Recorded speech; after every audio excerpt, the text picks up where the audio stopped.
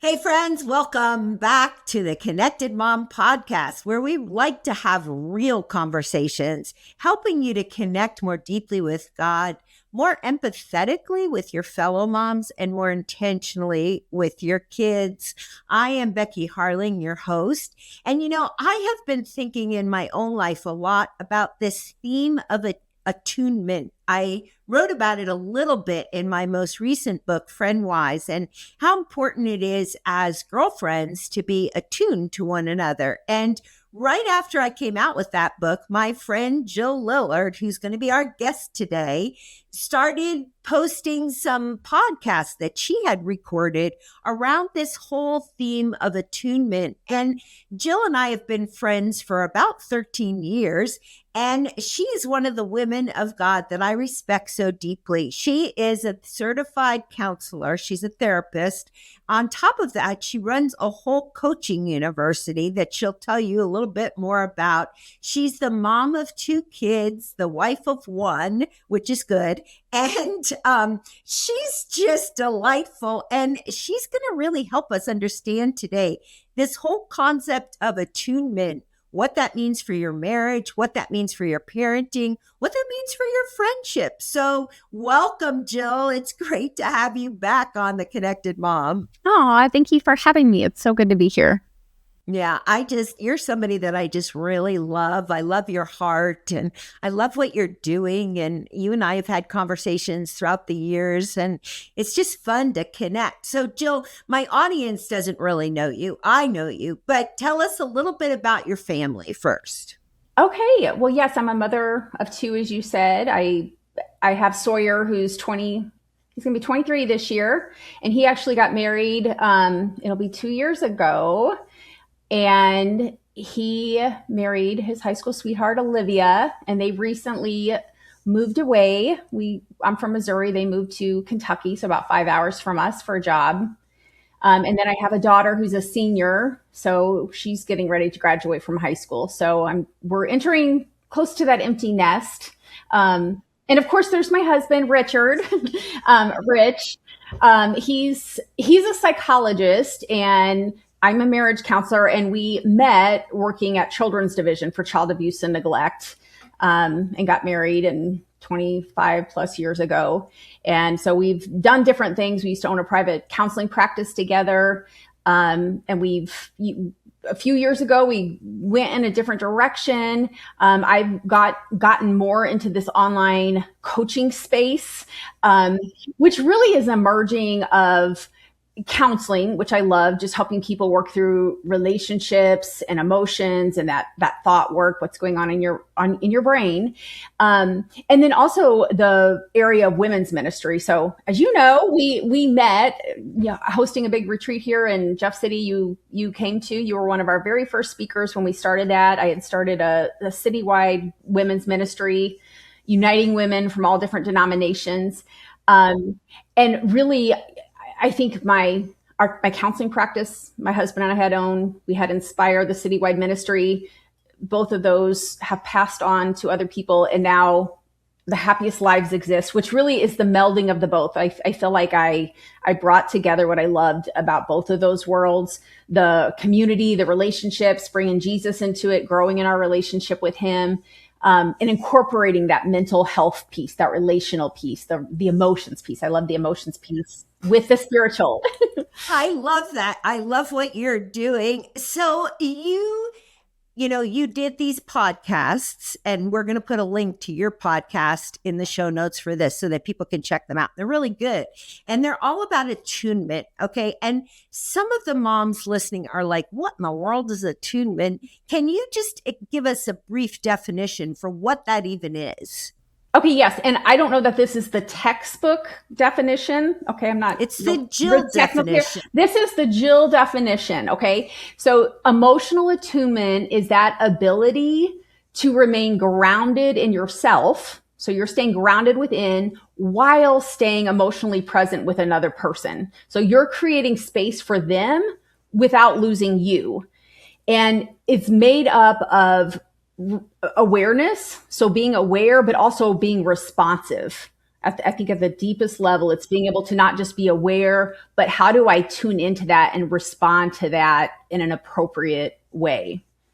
I love that definition, really staying grounded in who you are while still being fully present and emotionally available to the other person. So as that plays out in marriage, a lot of our moms are married. Certainly some are maybe single moms, but let's talk about marriage and how this plays out in marriage a tiny bit.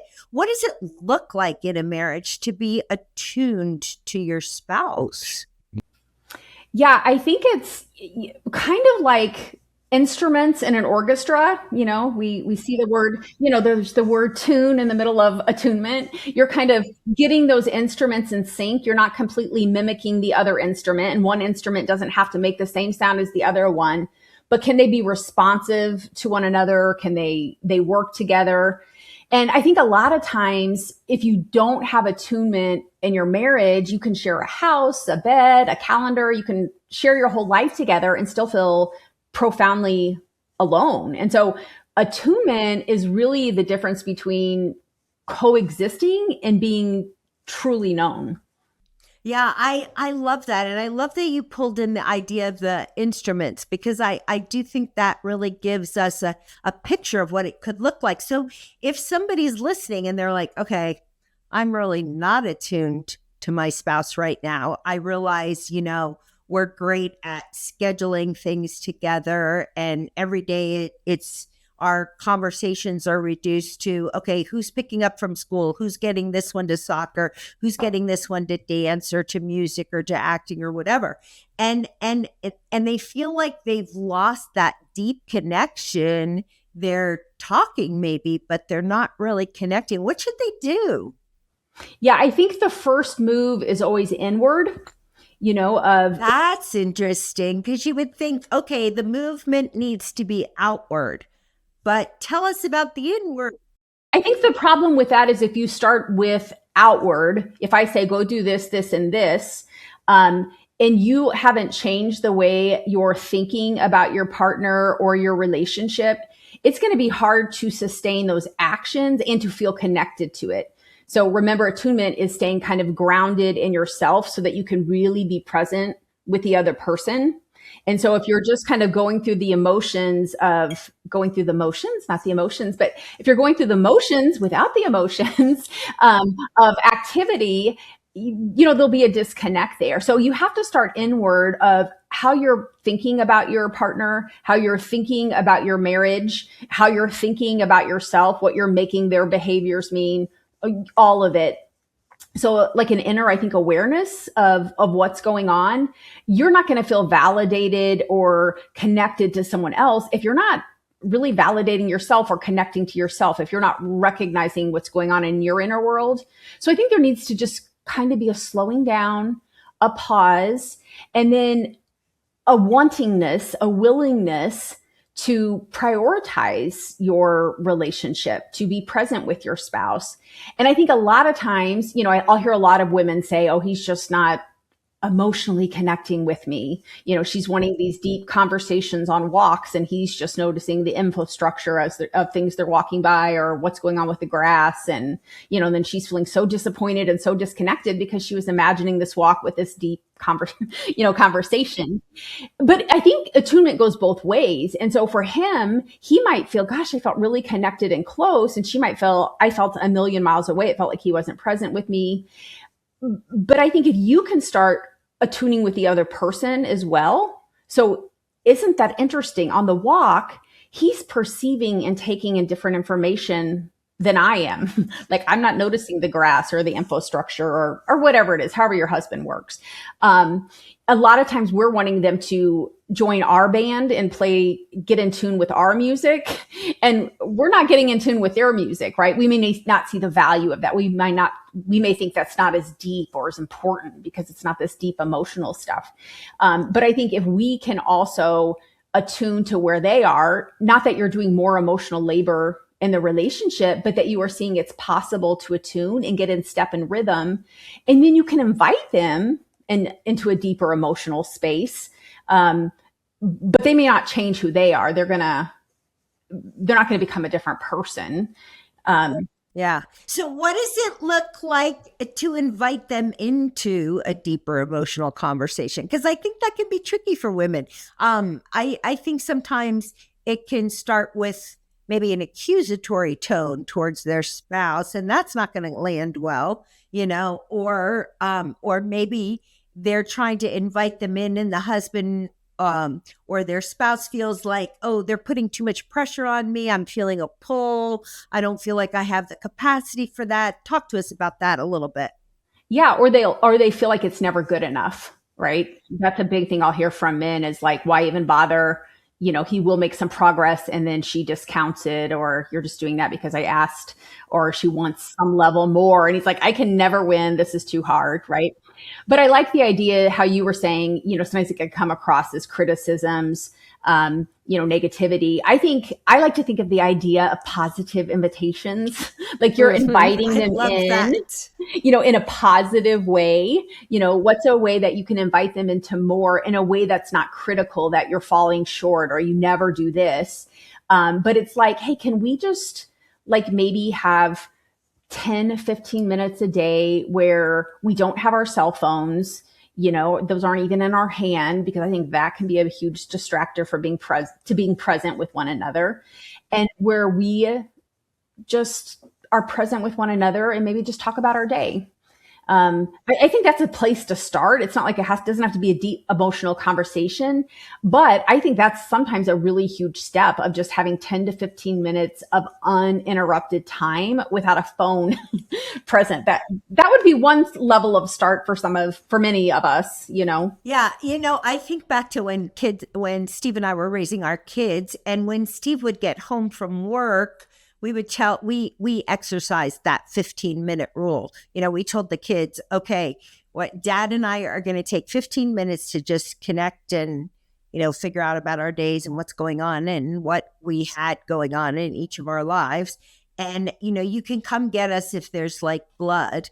Otherwise, work it out, And I think another thing that has helped us as a couple to be emotionally attuned to each other is, I know about Steve that he emotionally attunes better if we are off hiking together or outside, if we're in nature. So because I'm willing to join him on a hike, he always opens up on those hikes, and I get to hear what's in his heart, and we meet, that way. He knows for me, I probably attune best over a cup of coffee. So, I brought my coffee. I'm meeting with nice. Becky. I was like, I can't meet with Becky and not have coffee because. Absolutely. That's the great connector.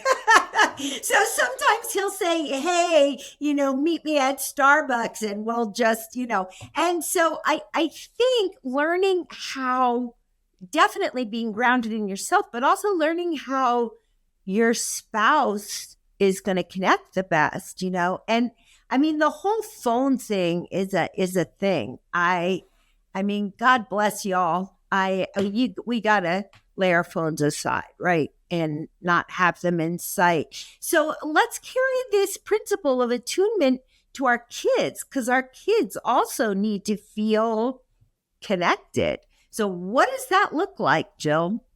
Well, I think the whole idea of attunement started in some research where they were looking at mothers and infants. And so like That's interesting. So a mother was making a sound that matched the rhythm of the baby's movement. So she wasn't necessarily imitating it, but she was resonating with it. And so I think that same instinct is what we may be recovering with our older kids, and I think with our younger kids, it's getting on their level physically and emotionally, rather than expecting our kids to meet us on our level, or as our kids, merge from children into teenagers. Sometimes we're not creating space to attune with them because we're used to them attuning with us, in a sense, right? That they're kind of following our lead, but their brains are emerging. They're moving into critical thinking and becoming their own person. And so we might be frustrated that they're getting their own way of thinking, and we may feel really disconnected from them. without us pausing and tuning in and getting to know the adult, the teenager, the older person that they are. I know there's a lot of different age groups we're probably talking about here, but I know my daughter, when she went into middle school, that was very hard for me.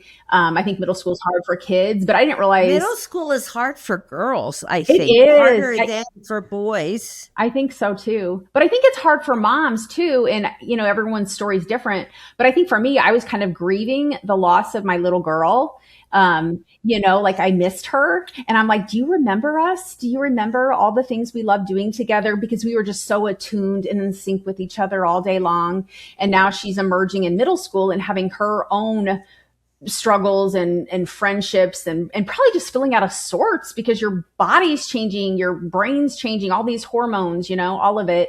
And so she's discovering herself and learning to think differently. And I'm feeling kind of the grief of just missing, and I get days where I'd see that little girl and then here's this emerging adult. So I feel like that little girl doesn't exist anymore in some ways, as our kids grow up. But one thing that really helped me as far as attunement, because middle school kids have big emotions. One thing that really helped me was saying to myself repeatedly, I am here to listen. I am here to listen. I am here to listen, and breathing as I listened to her talk so that I wouldn't feel like I had to insert all of my thoughts on her irrational thoughts. And as I said that helped me like soothe myself. It helped me stay grounded so I could create space for her, presence for her, which I was only able to do if I could stay grounded within myself, right? Because my emotions would get triggered of, this is ridiculous. Why are you thinking this? This doesn't make sense. Like, okay, tell me more about that. Tell me more why you're thinking this, Yeah. I think that's good. Even that's a good phrase to repeat as our children grow into high school, college, as they get married and begin having their kids. I mean, I still tell myself that, for everybody you're talking to, really. Yeah. Yeah. And when my adult kids call me and want to verbalize or process what they're going through with their kids, just that phrase over and over internally in me, I am here to listen. I am here to listen. I'm not here to fix, because that can get moms really in big trouble. So I'm here to listen. And sometimes we all blow it. I mean, sometimes I blow it too. And so I have to remind myself. So I love that you said that to yourself, as she was in middle school. And how did that help the attunement process between you and her? Because I listened more, and I think it made her feel safe to share with me more, rather than probably feeling hurt and offended because I wasn't tuning in with her. And even now, I think because I'm a woman, my husband, he is very, he's a psychologist. So he is very good at being aware of people's emotions and, just very aware of kind of what's going on with people. But I don't think he's good with the responsiveness part of it. I still think he'll get into fixing. If he notices you're not happy, he wants you to be happy. And so he's trying to fix things to make you feel better, which can be really annoying because you're like, I just want to feel this right now and just be received where I am and not like, oh gosh, I got to fix this or make you happy somehow. I'm talking about. So, so right now he's just home with Sophie and I. Sawyer's gone, and Sawyer's very illogical. He's his own different person. But, so Sophie will have emotions about stuff. She'll get easily overwhelmed, and I can, relate to all of that. And so I have a lot more patience with her. I feel like if I notice, feel the emotional vibe at the dinner table when she gets home from work, I notice Rich will start getting uncomfortable, and it's almost like he has to start fixing it. So he'll be prodding with questions like, tell me the best thing about your day. Like he's trying to direct it in a positive mood. And it's like that scripture, weep with those who weep, and rejoice with those who rejoice, in a sense that I'm trying to tune into like, okay, she seems kind of heavy. I'm like perceiving and trying to take it in, but to slow down my response, because I'm like, if we sit here and just kind of create some safety and I can kind of tune into her mood. Like I don't have to match it. Like we both don't have to be in the swimming pool drowning. But I can create this space. I know she will eventually kind of open up and say something, but I know if you're trying to get her in a different mood or trying to fix it or question, well, what's wrong? Why are you acting this way? Or snap out of it. I'm like, okay, that is not going to help. That's the responsiveness part, right? So the awareness and responsiveness, you can be very aware, but if you don't respond in the right way, then you will fall into the trap of trying to fix it, rather than to like, let me get in sync with your music. Because then if the music gets in sync, your instrument might start doing an ascent at the right moment, but it may have to descend, with the other notes so you can get in sync and move together, So it's like a dance. Yeah, I love that. And I think so often we blow it as moms. I mean, I can look back on times where my girls were really upset and I didn't want them to feel upset, right? I wanted them to be happy because everybody should be happy. So I was that parent that would say, when you get "What's anxious, the best part of the day?" and try to redirect it. And but that can be annoying, and that can be your own that's your own anxiety about it, right? Yeah, right. It's your own anxiety of like, okay, something's wrong. Like you're so sensitive and aware of it, but yes, when if you're not aware, if you're not staying grounded in yourself and recognizing, okay, she's sitting quiet or she's spewing negativity, what's going on with me? If you don't say what's going on with me first, then you will react to that rather than notice, okay, I'm feeling a little anxious right now. I'm feeling like I've got to fix this. And I think internally being able to acknowledge that to yourself is going to help you figure out the action to do, right? So if I just tell you what to do, like, okay, if I gave you some directions of what to do, it's if you're not feeling in sync with that, it's going to be hard to do those things if we're not addressing your underlying anxiety about your child's emotions. Right? Yes. I love that, Jill. I love that so much. So, okay, if this is somebody's first time ever hearing about attunement, I mean, is there how to grow an attunement checklist? Well, I do. I don't know if it's a checklist kind of like what you're talking about. I do have a checklist on my webpage, which helps. It kind of more looks at the urges. Like when you're interacting with someone, you may get an urge to withdraw or shut down or an urge to be reactive. So it's kind of like a little chart where you can kind of see the urges, how you might tend to want to respond. And then what are some different ways you can think about this that is going to kind of evoke a different response. So I do have that, which can help you in specific situations and become more aware of your patterns. And that's at myhappyvault.com/attunement. Yes. So there is a checklist there, but in a more general, I think in a more general sense of doing that, I think with your kid, is that what you're talking about? Like specifically with your kids, how you can attune? Well, yeah. I mean, I think taking 10 minutes daily in whatever relationship that is, if family members, if it's with your children, your spouse, of the device down, not really having agenda, just being present. I think having better questions. So rather than like, how was your day? Maybe asking, okay, what made you laugh today? Was there anything that really, frustrated you?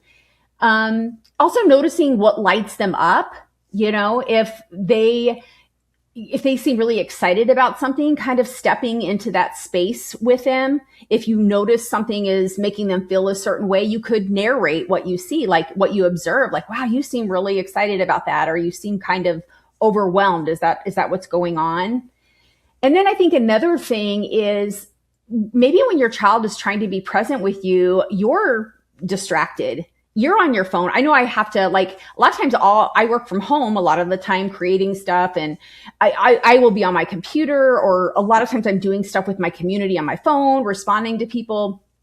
And it's easy. Sometimes it's hard to shift gears, right? So then someone comes home or someone walks into the room, then it's not like you're really present with them. So I want to be aware of, like, I want to be present with my family when they're entering that space, or like knowing this is what time people are going to start arriving or coming into the space. How can I be really intentional to even put those devices, away. But I think going back to kind of the repair, there may be moments someone is talking to you and I will be looking at them, but in my brain, there's all this stuff going on. I'm still processing something else I was doing. So I'm staring at them and I'll be like, I have no idea what they just said.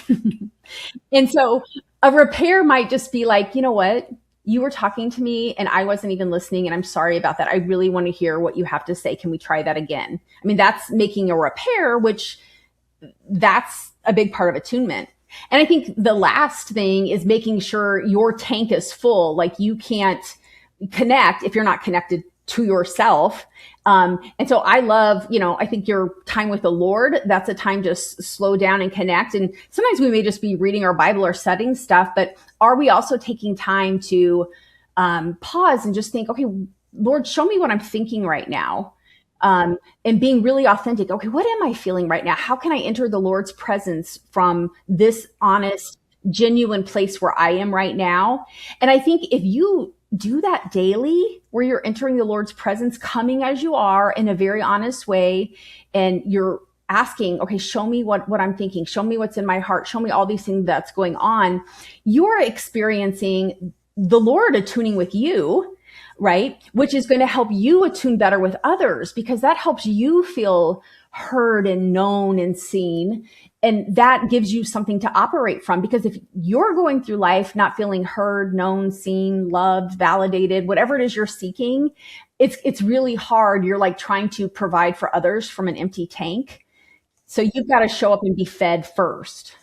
I love that. And, as I was listening to you, that time with the Lord in his presence is really everything, and I think sometimes people talk about being in his presence and, yes, you read the word, but sometimes it's just breathing with him and being with him in silence, or maybe it's you're listening to worship music and you're allowing your soul to praise. But being in tuned with the Lord is so important if you're going to be able to stay present to others. So I think that's a really good place for us to end, Jill.